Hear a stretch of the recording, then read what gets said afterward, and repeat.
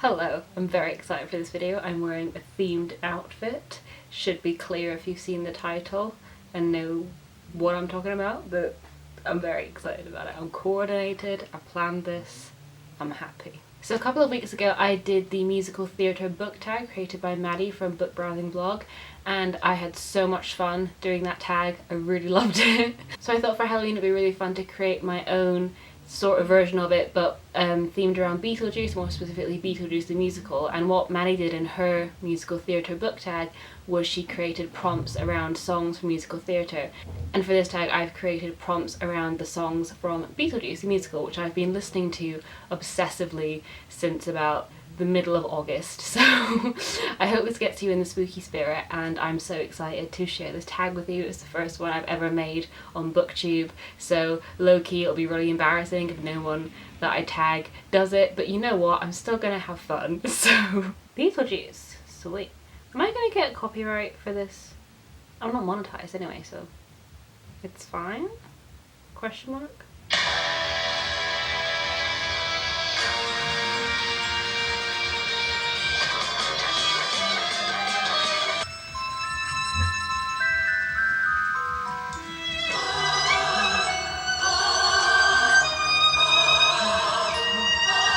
Today we come together to mourn the passing of Emily Dietz. You're invisible when you're sad.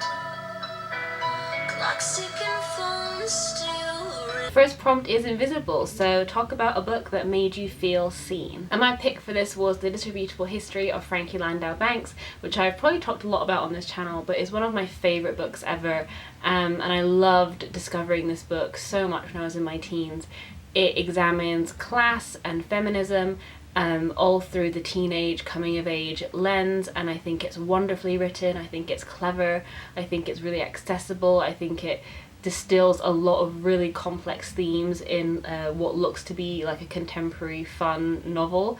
I think it's really, really interesting, and as someone who was a scholarship kid at my private school, I very much was interested in the themes of this very high-class boarding school, but where, you know, women were kind of treated like second-class citizens, but then were expected to go out into the world and excel still when they weren't given the support they really did. That's not exactly what my experience was, but it was just really interesting to read about class and feminism in that high school setting and through the lens of kind of teenhood, and I really remember loving this book and I really recommend it. Hey folks, begging your pardon. Excuse me, sorry to barge in. Now let's skip the tears and start on the whole, you know, being dead thing. And prompt number 2 is the song The Whole Being Dead Thing, and the prompt for this one is your favourite book featuring an undead character, so for example a vampire or a zombie. I don't know if this is a little bit of a cheat, but I wanted to go with The Bloody Chamber, which I don't currently have in physical copy because I lent it to a friend. But there's a short story in here which is about a vampire and I love it. It's called The Lady in the House of Love, and it's wonderfully written. It's a beautiful, haunting story of this aging vampire who lives in this crumbling manor and reflects on her life and her legacy and what she is in the world, and kind of preys on lonely, wandering travellers. It's impeccable. Angela Carter is one of the best writers I've ever read in my life, and if you're looking for something really atmospheric, it's definitely a collection that I urge you to get your hands on as soon as possible. Look, there's no process for placing a baby inside it, so it simply exists to remind you your sense of perfection is just a reflection that you are not mentally prepared to make room for a kid. Adam, why don't you live, Adam? Ready, set, ready, set. Look at these jugs! The next song is Ready, Set, Not Yet, and for this one the prompt is a book that you've wanted to read for ages but haven't yet. And my pick is definitely A Little Life by Hanya Yanagihara, which has been on my physical TBR for the longest time, and I just never know when to read this because everyone says it is so emotionally harrowing and it really broke them. There are so many reading vlogs of people just crying in the thumbnail, and I just don't know how to approach that, because when I'm really sad, I don't want to read a book like that will make me in even more pain. But then when I'm happy, I don't want to read a book like that that's going to bring me down and make me not happy. So literally, when can I read it? I have no idea. So it's definitely one that I want to get to because of all the hype around it, because of all the love for it, because of all the kind of all-encompassing emotions it seems to trigger in people. It's something I really want to get to, but I just don't know when I will, or if I will. Hey mom, dead mom, I need a little help here.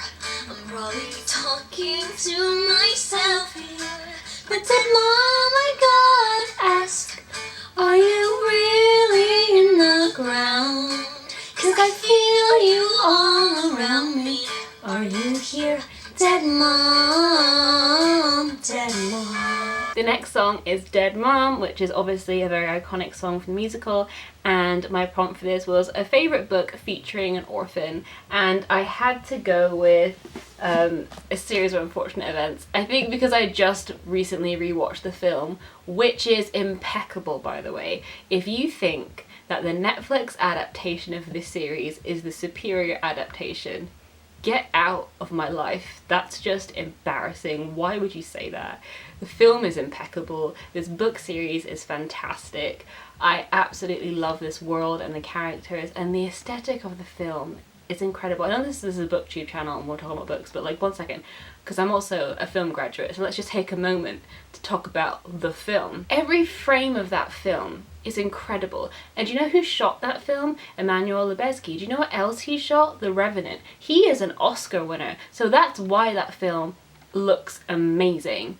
And the soundtrack is by Thomas Newman. I think it's the single greatest piece of music ever written for film. I think it's gorgeous. I think the costume design by Colleen Atwood, who is Tim Burton's costume designer, is impeccable. I think it all comes together to make this perfect cocktail that is so atmospheric and beautiful, and despite it being a really sinister world, it's one that I long to live in. It is so textured, everything looks dark and grimy, but also wholesome and welcoming. And the actors are amazing. Meryl Streep is in it, Jim Carrey is in it, Billy Connolly is in it, Jude Law is in it, playing Lemony Snicket, who we always forget about because he's just narrating it. But it's just, I just cannot fault it. I know I went on a bit of a tangent, but the book is great, and also the film. That's what I want you to take away from this video. The film is amazing. Never stop to ask yourself why. Both of you are super polite. Middle class, suburban, and white. Well, all of that is finished tonight, except for the white part, obviously. 'Cause you got some evil deep down inside you.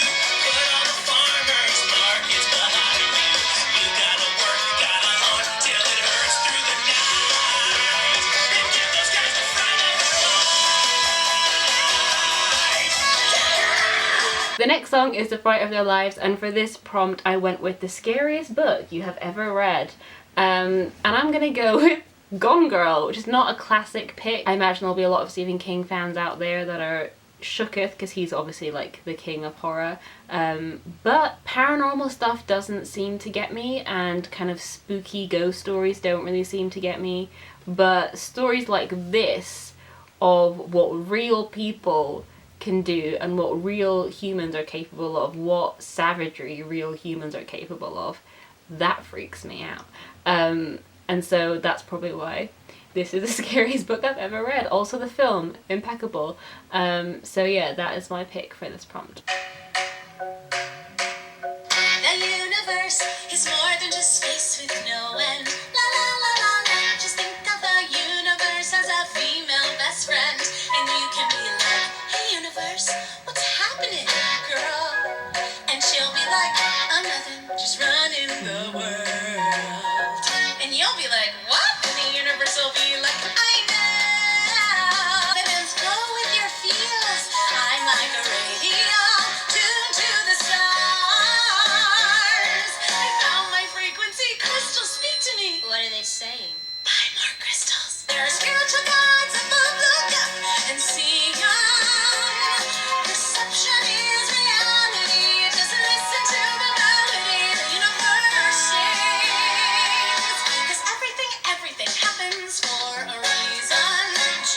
break it to you. The next song is No Reason, and this prompt is a book with polar opposite leads who clash throughout the story, because obviously the song No Reason is Delia and Lydia singing about their very opposite worldviews. And for this one I went with The Cruel Prince, which is not really, like, they're not polar opposites. Like, Jude and Cardan are very similar in a lot of ways, but as a lot of people will know, this book is very big on BookTube.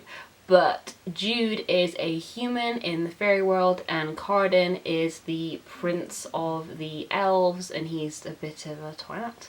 And they're at opposite ends, and they very much clash throughout the novel. They constantly try and outsmart each other, they constantly try and one-up each other, they loathe each other. Wink wink, nudge nudge. And I love their dynamic, their kind of push and pull throughout this series. And they're not necessarily opposites, so I'm like ruining my own prompt, but I wanted to put this in there because I just love their dynamic so much, and I think it's really fun to read about.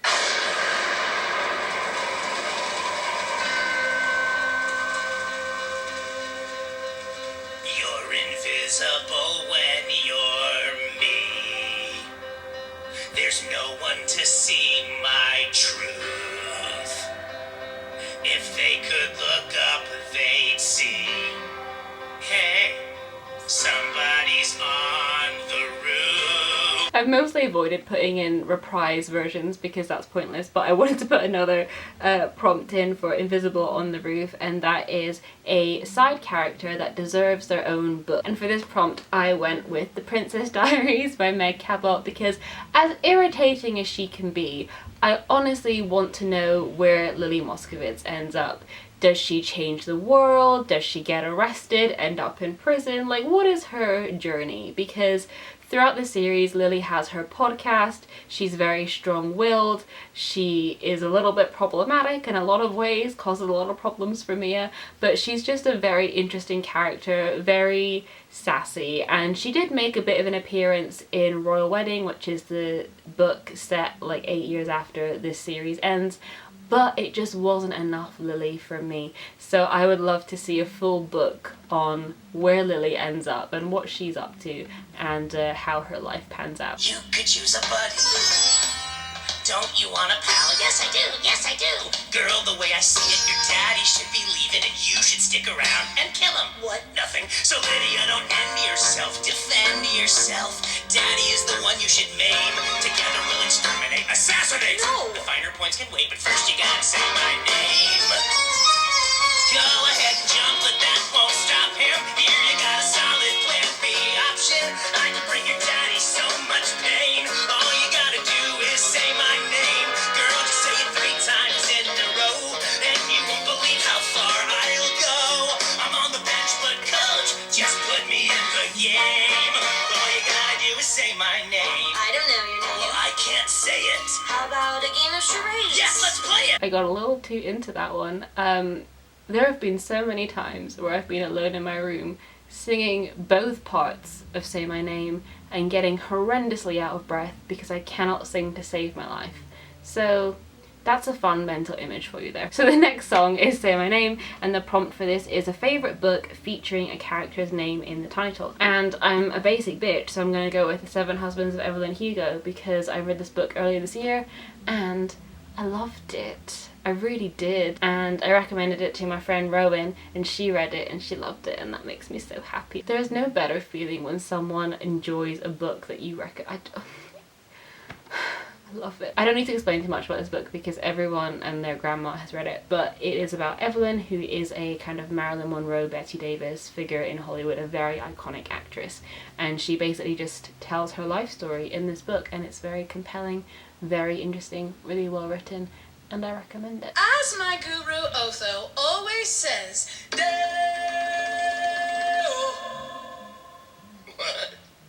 What? what's going on, Delia?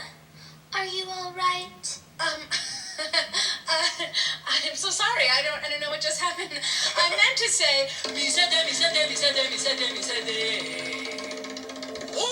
The next prompt is Deo, or the Banana Boat song, which is obviously the iconic scene in Beetlejuice the movie and also the musical, where Lydia's dad and Delia get possessed by the ghosts, and it is so fun and so random and so completely out of the blue. So the prompt for this one is a book that contains a complete tonal shift or a surprising scene, and I struggled to think of one for this, which is embarrassing because it's my own bloody prompt, but I went with All That She Can See by Carrie Hope Fletcher, and I remember being really shocked when I read this, because it starts off as this very kind of wholesome, comforting, charming little book about a girl who bakes.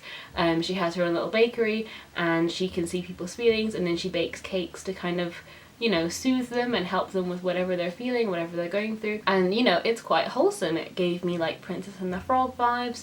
Not really sure why, maybe just because she has a bakery, I don't know. It just felt comforting to me, very kind of Disney-esque charm and whimsy. And then it takes a really weird shift in the final third, and it becomes a bit more like dystopian, question mark? I don't know. I just remember being quite shooketh. I don't remember a lot of the details, but if you've read this, please let me know if you experienced that, because it was weird. This is it, the day I've been waiting for, wishing, hoping, working and praying for, the day my parents have been delaying for years.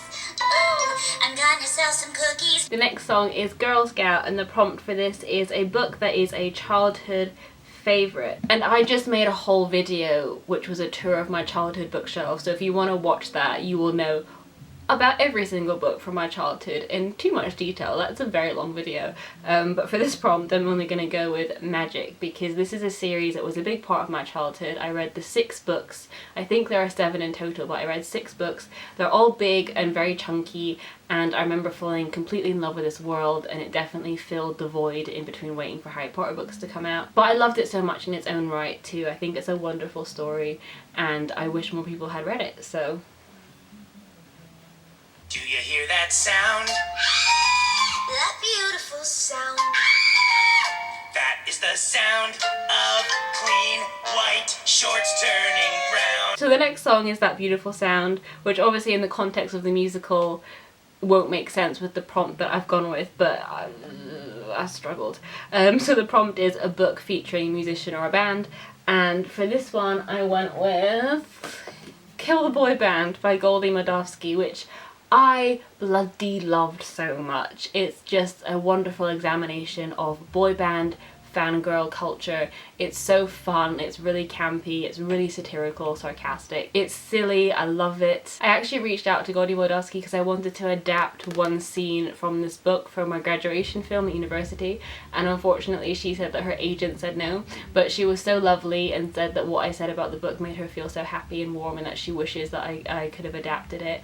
And me too, because I love this book so much. It's so much fun, and I really hope that more people discover it, because it's such a good book and it has so much to say about fangirl culture. And if you know anything about me, I am deeply entrenched in that world, so I really enjoyed this book and I really recommend it. This is the song I probably jam to the most from Beetlejuice, which is a bit of an unconventional choice.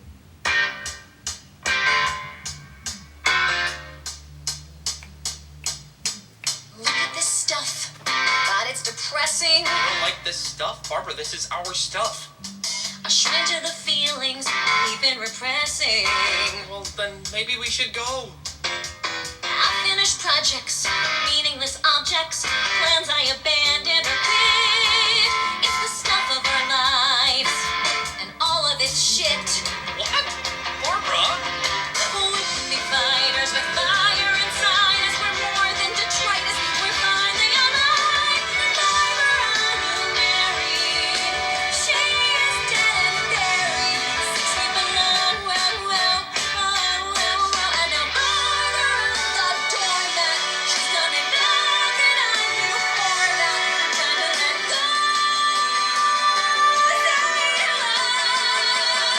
Barbara 2.0. So the next song is Barbara 2.0, such a jam. I love that song so much. And the prompt for this is a favourite book where a character grows or changes by the end. And I just realised I didn't write one down for this one, and I can't be bothered to get up and refocus my camera. But I'm gonna go with It's Kind of a Funny Story by Ned Vizzini, which is a sad book, but it starts out with our main character very, very depressed, very overwhelmed with academic schoolwork, and then he goes into a mental institution and he has therapy and he meets a lot of different people, and by the end of the book he has a will to live and he wants to go out into the world and experience everything it has to offer, and you know, change paths and really follow what makes him happy. And it's a sad book in a lot of ways, but I think it is quite uplifting, and he does experience this change and this shift in mindset throughout the book that is in the end kind of charming and life affirming.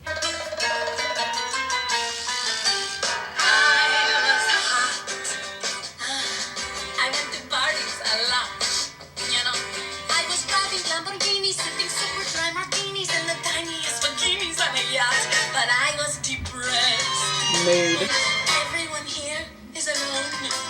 So if you are breathing, go home. If I knew then what I know now. And the next song is What I Know Now, and the prompt for this is a book you wish you could give to your younger self.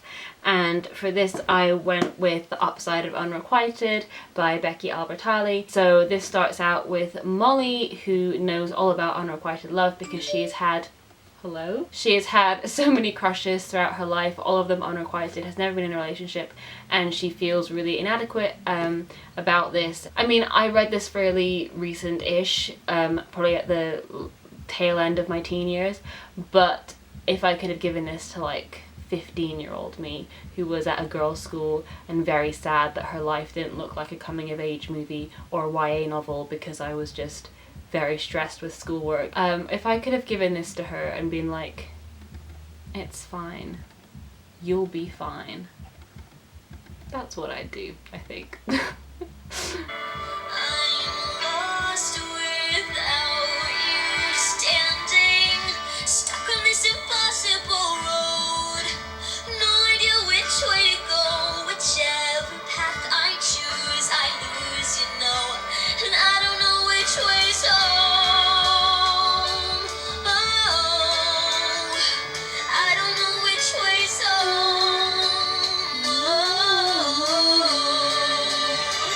The next song is Home, and the prompt is a book that feels like coming home. And for this one, I have to go with either Harry Potter or a Cassandra Clare novel. They just feel so familiar to me that they will always, always bring comfort, and yeah.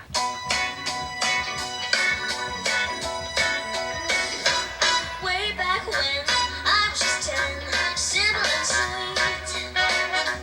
Everywhere fellas would stare out in the street, and I felt used, kind of confused. I would refuse to look in their eyes, but now I really love creepy old guys. We all do. The next song is Creepy Old Guy, and this prompt is a book with a villain that you love to hate. And for this one I'm actually doubling up, and I'm gonna go with Count Olaf from A Series of Unfortunate Events. I'm sorry, I'm just on A Series of Unfortunate Events high since I watched the movie. And also there is a weird similarity between Beetlejuice and Count Olaf in the fact that they try to marry an underage girl for their own selfish needs and evil purposes. So this just felt right, you know?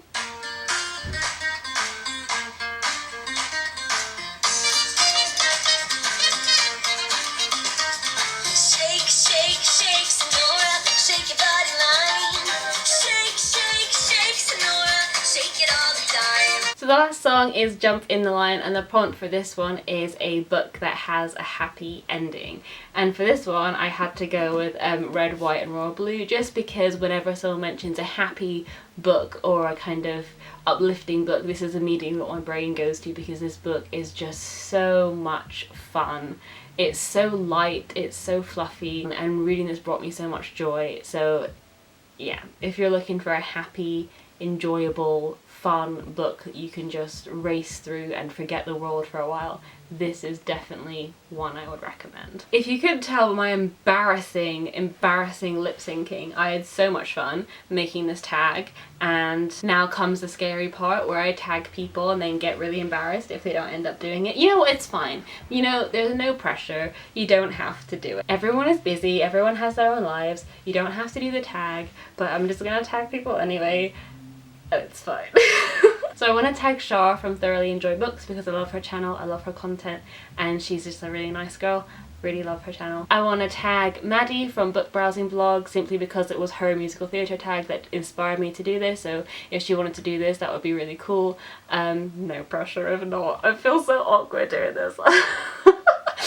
And thirdly, I'll tag Brianna from Rainy Days and Stormy Nights because she is so lovely. I love Brianna's channel. She has the best romance recommendations, and she was the first ever channel on BookTube to ever like mention me in a video, and it made my heart feel very warm and fuzzy, and I love watching her channel. I also want to tag Holly from Swoopy Hall because I know that if she did this tag, she would probably do an insane makeup look to go along with it, and she's just so crazy talented and she reads some amazing books. Please go check out the channels that I've tagged in this video because they upload some amazing content and they are my faves on BookTube. I really hope you enjoyed watching this, and I'll see you soon with another video. Bye.